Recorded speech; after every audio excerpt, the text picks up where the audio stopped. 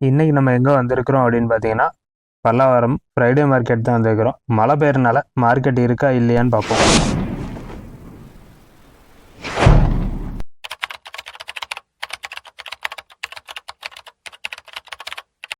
இன்னைக்கு பல்லாவரத்தில் பெரும்பாலுமான கடைகள் பார்த்தீங்கன்னா இல்லை.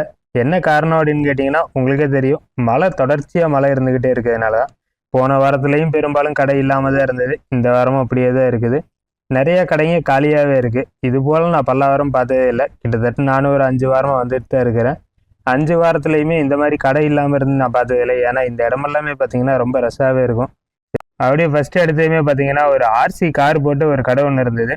சரி, இந்த கார் ஏதாவது ப்ரைஸ் கம்மியாக இருக்குமா, எவ்வளோ வரும் என்ன ஏதுன்னு நம்ம இதுவரை கேட்டதே இல்லையே. நம்ம சப்ஸ்கிரைபர் நிறைய பேர் சொல்லிட்டே இருக்கிறாங்க, இது போல் கார் இருந்தால் பார்த்து சொல்லுங்கள் அப்படின்னு. என்ன ப்ரைஸ்ன்னு கேட்டேன். 300 சொன்னாங்க. சரி, நமக்கு இது தேவைப்படாது அப்படின்னா அங்கேருந்து வீடியோ மாத்திரம் எடுத்து கிளம்பிட்டோம். அடுத்த ஒரு கடைக்கு வந்தேன். இந்த கடையில் எப்பயாவது பெரும்பாலும் ப்ராடக்ட் இருக்கும், அதனால் அதை பார்த்தேன். மழை பெஞ்சிருந்ததுனால ஒன்றுமே இல்லை. சரி, ஓகே, நம்ம அடுத்த கடைக்கு போவோம் அப்படின்னு சொல்லி அங்கேருந்து கிளம்பிட்டேன். இங்கே பார்த்தீங்கன்னா உங்களுக்கே தெரியும், மழை பெஞ்சிருந்ததுனால எந்த கடையுமே இல்லை. மக்கள் நடமாட்டமுமே கம்மியாகவே இருந்தது. அடுத்து இன்னொரு கடைக்கு வந்தேன். இந்த கடையில் பார்க்கும்போது நிறைய பேர் என்ன தேடிட்டே இருந்தாங்க. ஒருத்தர் கீச்செயினில் எடுத்திருந்தாரு. சரி, ஓகே, நமக்கு ஏதாவது கிடைக்குமா, ஏதாவது இருந்துச்சுன்னா நம்ம எடுத்து இதில் யூஸ் பண்ண முடியுமா அப்படின்னு பார்த்தேன். அங்கே ஒரு பூம் பாக்ஸ் ஒன்று இருந்தது. அதோடைய ப்ரைஸ் எல்லாம் நான் எதையுமே கேட்கவே இல்லை. என்ன காரணம்னு கேட்டிங்கன்னா, மழைன்றதுனால கஸ்டமர் யாரும் அவ்வளோவா வரவே இல்லை. நம்ம ஒவ்வொரு கடையிலையும் போய் ப்ரைஸ் கேட்டுட்டே இருந்தோம்னா அவங்க டென்ஷன் ஆகிடுறாங்க. அந்த கார் இருந்த கடையிலையுமே அதே மாதிரி தான். நான் ப்ரைஸ் கேட்டேன். அவர் சரியாக ரெஸ்பான்ஸ் எல்லாம் ஒன்றும் பெருசாக பண்ணவே இல்லை. 300 அப்படின்னாரு. அதோடு சரின்னு விட்டாச்சு. ஏன்னா நீங்கள் போய் திரும்ப திரும்ப அவங்கள்ட்ட கேட்டே இருந்தீங்கன்னா இன்னும் டென்ஷன் தான் ஆவாங்க. என்ன காரணம் அப்படின்னு கேட்டிங்கன்னா, மழைன்றதுனால வியாபாரமே இல்லாமல் இருக்கிறாங்க. சரி, இந்த கடையில் நமக்கு ஒன்றும் கிடைக்கல அப்படின்னு சொல்லிட்டு கிளம்புனேன். அடுத்த ஒரு கடையில் பார்க்கும்போது சரியான கூட்டமாக இருந்தது. என்னடா இவ்வளோ கூட்டமாக இருக்குது அப்படின்னு கூட்டத்தையெல்லாம் விலக்கி விட்டு உள்ளே போய் பார்த்தா குரலி வித்தையா அப்படின்ற மாதிரி தான் இருந்துச்சு. என்னன்னு பார்த்தீங்கன்னா, கார் வாஷ் ஒருத்தர் அதை வித்துட்டு இருந்தார். அதோடைய ப்ரைஸ் என்ன அப்படின்னு கேட்டேன். தம்பி, ஃபஸ்ட்டு நான் என்ன பண்ணுறேன்னு பாரு, அப்புறமா நீ ரேட் கேட்கலாம் அப்படின்னாரு. ஆனால் நான் வாங்க போகிறது கிடையாது, நீங்கள் ப்ரைஸ் மட்டும் சொல்லுங்கள் அப்படின்னேன். இல்லை நீ நில்லு, இல்லைன்னா உன்னை சுட்டுருவேன் அப்படின்னாரு. அப்புறம் எல்லாத்தையும் நவுறுன்னாரு. நவுறு சொல்லிட்டு அதுக்கப்புறம் அங்கேருந்து தண்ணி அடித்தார். இந்த ரோட்லேருந்து அந்த எண்டு வரைக்கும் போச்சு. அதை பார்த்துட்டு இருந்த எங்களுக்கு ஒரே ஆச்சரியமாக இருந்துச்சு. என்னடா இதில் எவ்வளோ ப்ரெஷர் இருக்குமா அப்படின்னு. இன்னொருத்தர் என் கையில் அடிங்க, நான் பார்க்குறேன் அப்படின்னாரு. அப்புறம் அவர் கையில் ஸ்கூல் பசங்க மாதிரி அடி வாங்கிட்டு கையை உதறிட்டு இருந்தார்.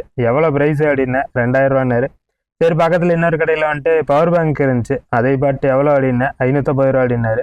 20,000 எம்ஹெச், அதாவது 2000 எம்ஹெச்ன்னு இல்லை, 20,000 எம்ஹெச் உடைய பவர் பேங்க் எவ்வளோ அப்படின்னு கேட்டால் 550 அப்படின்னாரு. சரி, ஓகே, இதில் கம்மியாக இல்லையா அப்படின்னா 10,000 எம்ஹெச் இருக்கும் போயிரு, அது என்ன எடுத்துக்க 450 அப்படின்னாரு. ஆனால் அதெல்லாம் எதுவுமே கண்டிஷன் ஒன்றும் நல்லா இல்லை. அந்த 20,000 எம்ஹெச் நல்லா இருந்துச்சு. பட்டன் அமுத்துனதுமே ஒர்க்கிங்கில் இருந்து.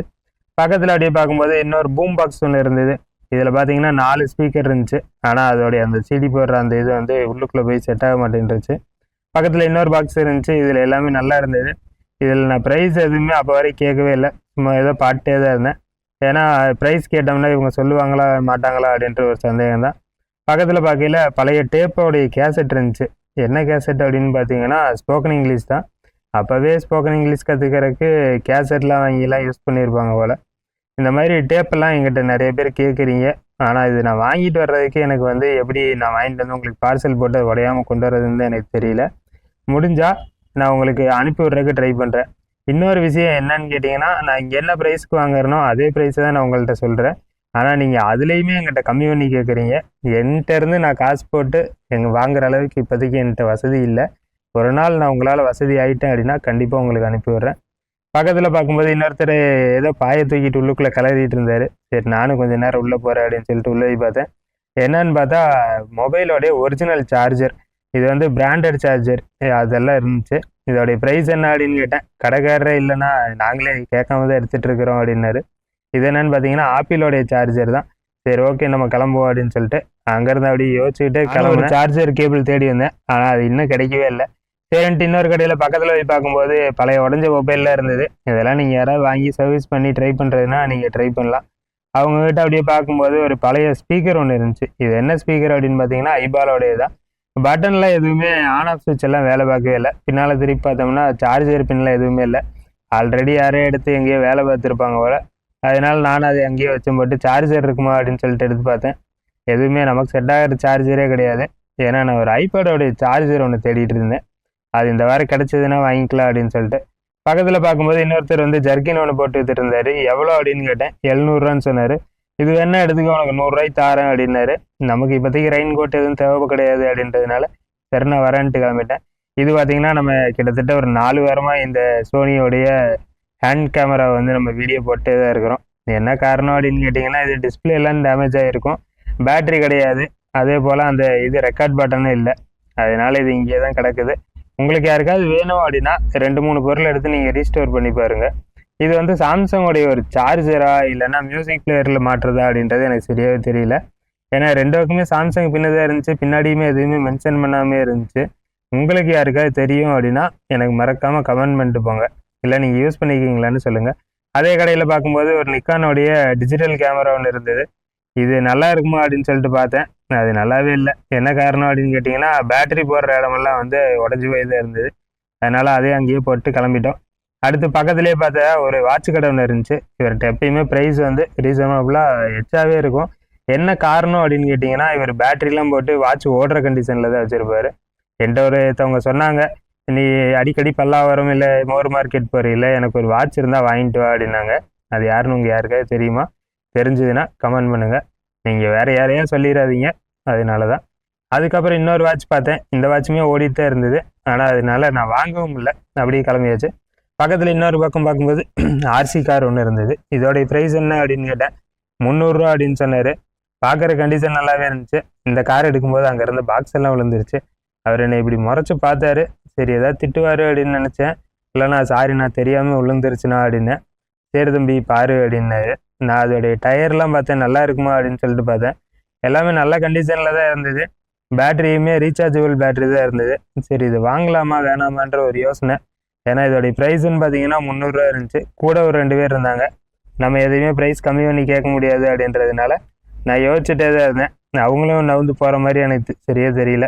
சரி ஓகே, அப்போ நம்ம இதை வச்சுட்டு கிளம்புவோம் அப்படின்னு சொல்லிட்டு அங்கேருந்து வச்சுட்டு கிளம்பிட்டேன். இது என்னன்னு பார்த்தீங்கன்னா ஜிப்ரானிக்ஸோடைய 5.1 ஹோம் தேட்டர் தான். அதோடைய ப்ரைஸ் எவ்வளோன்னு கேட்டேன். 2000 அப்படின்னாங்க. Box fees. உங்களுக்கு யாருக்கே வேணால் ட்ரை பண்ணிக்கோங்க. பக்கத்தில் இன்னொரு கடையில் பார்க்கல ஹெச்பி லேப்டாப் ஒன்று இருந்தது. இதோடைய ப்ரைஸ் என்ன அப்படின்னு கேட்டேன். 800 சொன்னாங்க. 800 பல்லாவரத்தில் லேப்டாப் வாங்க முடியாது அப்படின்னு சொன்னவங்க தாராளமாக இதை போய் வாங்கிக்கோங்க. அப்புறம் அடுத்து இன்னொரு கடையில் பார்க்கும்போது ரேம் இருந்தது. இது என்னடா அப்படின்னு பார்த்தா லேப்டாப்பில் போடுற ரேம் தான். எல்லாமே 2GB ரேம் தான் இருந்தது. எனக்கு கிட்டத்தட்ட நான் இந்த வீடியோவில் ஒரு 3-4 ரேம் பார்த்துருப்பேன். எல்லாமே 2GB ரேம் தான் இருந்தது. அது எப்படி இந்த லேப்டாப்பில் போடுறது மாத்திரம் 2GB ரேமாக இருக்குமா அப்படின்னு எனக்கு சரியாக தெரில. அதில் இன்னொன்று மென்ஷன் பண்ணியிருந்தாங்க, 2x8ன்னு போட்டிருந்தாங்க. அப்போது 2x8னா என்ன கணக்குன்றதை யாருக்காவது தெரிஞ்சதுன்னா கமெண்ட் பண்ணுங்கள். இன்னொரு கடைக்கு வந்தேன். இந்த கடையில் கொஞ்சம் பொருள்லாம் மூடி வச்சுருந்தாங்க. மழை பெஞ்சுக்கிட்டே இருந்ததுனால இவங்க கொஞ்சம் ப்ராப்பராக வச்சுருந்ததுனால எலக்ட்ரானிக்ஸ் ஐட்டத்தை மட்டும் மூடி வச்சுருந்தாங்க. மிச்சபடி பொருள் எல்லாமே பார்த்தீங்கன்னா ஓப்பனில் தான் இருந்தது. ஏன்னா அது நனைஞ்சாலும் பிரச்சனை இல்லை அப்படின்றதுனால. இந்த மாதிரி பல்லாவரத்தில் மழை பெய்யும் போது நீங்கள் எலக்ட்ரானிக்ஸ் பொருள் வாங்குறீங்க அப்படின்னா அது உங்களுடைய ஓன் ரிஸ்க்கு தான். இன்னொரு கடைக்கு வந்தப்போ ப்ரொஜெக்டர் இருந்துச்சு. இதோடைய ப்ரைஸ் என்ன அப்படின்னு கேட்டேன். 800 சொன்னார். ரன்னிங் கண்டிஷனா அப்படின்னு கேட்டேன். எடுத்து செக் பண்ணிப்பார் அப்படின்னாரு. ஆனால் ஃபுல்லாக மழையில் நனைஞ்சிருந்ததுனால நான் இதை ட்ரை பண்ணவே இல்லை. அதுக்கப்புறம் இன்னொரு இது பார்க்கும்போது லேப்டாப் ஒன்று வச்சுருந்தாங்க. இந்த லேப்டாப்போடைய ப்ரைஸ் என்ன அப்படின்னு கேட்டேன். 4000 அப்படின்னாரு. இது பார்த்தீங்கன்னா லினோவோடைய லேப்டாப் தான். ஆனால் கண்டிஷன் நல்லா இருந்துச்சு. ரன்னிங்கில் இருக்கா அப்படின்னு கேட்டேன். அதெல்லாம் எனக்கு தெரியாது தம்பி, விற்கிறது மட்டும்தான் என் வேலை, வாங்குறியா இல்லையா அப்படின்னாரு. நமக்கு இது தேவைப்படாது அப்படின்றக்க வேண்டி அதை அவர் கையிலேயே கொடுத்துட்டு, ஆனால் எனக்கு ப்ரைஸ் கம்மியாக சொல்லுங்கள் அப்படின்னேன். இல்லை கம்மியெலாம் கிடையாது, நீ கேட்குறதுனா கேளு, நான் சொல்கிறேன் அப்படின்னாரு. சரி ஓகே, ஒரு கம்மி பண்ணுற மாதிரி தெரியல அப்படின்றதுனால அங்கேருந்து கிளம்புவோன்னு கிளம்பிட்டேன். ஆஃபீஸ்க்கு யாராவது சேர்லாம் வாங்கணும் அப்படின்னு யோசிச்சுட்டு இருந்தீங்கன்னா நீங்கள் தாராளமாக ட்ரை பண்ணுங்கள். ஏன்னா இந்த சேரோடைய ப்ரைஸு எவ்வளோ அப்படின்னு கேட்டேன். 1800 அப்படின்னாங்க. நல்லாவே இருந்தது. ஏன்னா நான் வெளியே வாங்கினப்ப 3000 நான் வாங்கியிருந்தேன். இங்கே பாதிக்கு பாதி கம்மியாக பண்ணி நம்ம வாங்கிக்கலாம் அப்படின்னு எனக்கு தோணுது. சரி ஓகே, இதை பார்த்து முடிச்சுட்டு இங்கேருந்து நம்ம அடுத்த கடைக்கு போவோம் அப்படின்னு கிளம்புனேன். இந்த கடையிலையும் பார்த்தேன். அதே மாதிரி ஒரு 2GB ரேம் இருந்துச்சு. இதுலேயுமே 2x8ன்னு தான் போட்டிருந்தாங்க. ஆனால் அது என்ன கணக்கு அப்படிங்கிறது எனக்கு சரியாக தெரியல. உங்களுக்கு யாருக்காவது தெரிஞ்சது அப்படின்னா கமெண்ட் பண்ணுங்கள். அதுக்கப்புறம் அவர்கிட்டே பார்க்கும்போது நிறைய டிஜிட்டல் கேமரா வச்சுருந்தார். இது எல்லாமே ஒர்க்கிங்கா அப்படின்னேன். எல்லாமே ஒர்க்கிங் தான் தம்பி அப்படின்னாரு. ஆனால் 1-2 ஆன் ஆகவே இல்லை. இதில் லென்ஸ் எல்லாம் வெளியே வந்து இருந்துச்சு. அதனால அதை அங்கேயே வச்சு போட்டு வேற ஒரு சோனி கேமரா ஒன்று எடுத்தேன். இது பார்க்குற கண்டிஷனுமே நல்லா இருந்துச்சு. டிஸ்பிளே நல்லா இருந்துச்சு, ஒர்க்கிங்கில் தான் இருந்தது. ஆனால் இதில் என்ன பிரச்சனை அப்படிங்கிறத கடைசியில் நான் சொல்கிறேன். ஒர்க் ஆகுமா அப்படின்னு கேட்டேன். ஆகும் தான், இந்த பேட்டரி போடு அப்படின்னாரு. பேட்டரி போட்டு ஆன் பண்ணி பார்த்தேன், ஆன் ஆயிடுச்சு. லென்ஸ் எல்லாமே நல்லா இருந்துச்சு. ஆனால் நம்ம இப்போ யூஸ் பண்ணிருக்கிற கேமராவுக்கும் இந்த கேமராவுக்கும் பார்த்தீங்கன்னா கிளாரிட்டி ரொம்பவே கம்மியாக இருந்த மாதிரி இருந்துச்சு. இதில் என்ன பிரச்சனை அப்படின்னு பார்த்தீங்கன்னா, பின்னால் இருக்கிற பேட்டரியோடைய கவர் வந்து ஆட்டோமேட்டிக்காக ஓப்பன் ஆகி நின்றுக்கும். நம்ம என்ன லாக் பண்ணாலும் அது லாக் ஆகாது. ஏன்னா இதில் பட்டன் வந்து உடஞ்சிருந்துச்சு. இதே மாதிரி இன்னொரு சோனி கேமரா இருந்துச்சு, அது ரொம்பவே தண்ணி போன மாதிரி இருந்ததுனால நான் அதை எடுக்கவே இல்லை. ஆனால் இது மாத்திரம் ஒர்க்கிங்கில் இருந்ததுனால இது நான் ப்ரைஸ் கேட்டேன். அவர் இதுக்கான ப்ரைஸ் சொன்னார். எவ்வளோ சொல்லியிருப்பாரு அப்படின்னு உங்களுக்கு யாருக்காவது தெரிஞ்சுன்னா கமெண்ட் பண்ணுங்கள். ஏன்னா இன்றைக்கி கிட்டத்தட்ட நம்மளுடைய சப்ஸ்கிரைபர் ஒரு 3 பேர் எங்க கூட வந்திருந்தாங்க. அவங்களும் இந்த வீடியோ பார்த்தாங்க அப்படின்னா மறக்காமல் கமெண்ட் பண்ணுங்கள். நான் அவங்களோட எடுத்த ஃபோட்டோஸையும் உங்கள் கூட இருந்த வீடியோவையும் நான் அடுத்த வீடியோவில் கண்டிப்பாக அப்லோட் பண்ணுறேன். இதே அதுக்கப்புறம் அவர்கிட்ட நான் சொன்னேன், ஆனால் இந்த கவர் மாத்திரம் வெளியே வந்துட்டே இருக்கலாம், அதனால எனக்கு இது வேணாம், நல்லா இருந்தால் பரவாயில்லண்ணா அப்படின்னேன். சரி தம்பி, ஒன்றும் பிரச்சனை இல்லை அப்படின்ட்டாரு. அதுக்கப்புறம் அதை முடிச்சுட்டு வெளியே வந்தேன். வெளியே வந்ததுக்கப்புறம் என்னை ஒருத்தர் பார்த்து, நீங்கள் என்ன யூடியூபரா அப்படின்னாங்க. ஆமாண்ணா அப்படின்னேன். நான் உங்கள் சேனல்லாம் நிறைய பார்த்துருக்குறேன், அதனால தான் நீங்கள் அதை பார்த்துருந்த வரைக்கும் வெயிட் பண்ணிருந்தேன் அப்படின்னாரு. ரொம்ப தேங்க்ஸ்ண்ணா அப்படின்னு சொல்லியிருந்தேன். ஏன்னா நான் அவரை வந்து ஃபேஸ் பார்த்து வீடியோ எடுக்கணும்னு நான் நினச்சேன். பட் ஆனால் கேமரா ரெக்கார்டில் இருக்குது அப்படின்னு நினச்சிட்டே இருந்தேன். அதுக்கப்புறம் தான் எனக்கு தெரிஞ்சுது கேமரா ரெக்கார்டிங் வந்து கட் ஆயிருந்துச்சு. என்ன காரணம் அப்படின்னு பார்த்தீங்கன்னா, நான் இன்ஸ்டா 360 தான் யூஸ் பண்ணிருக்கேன்.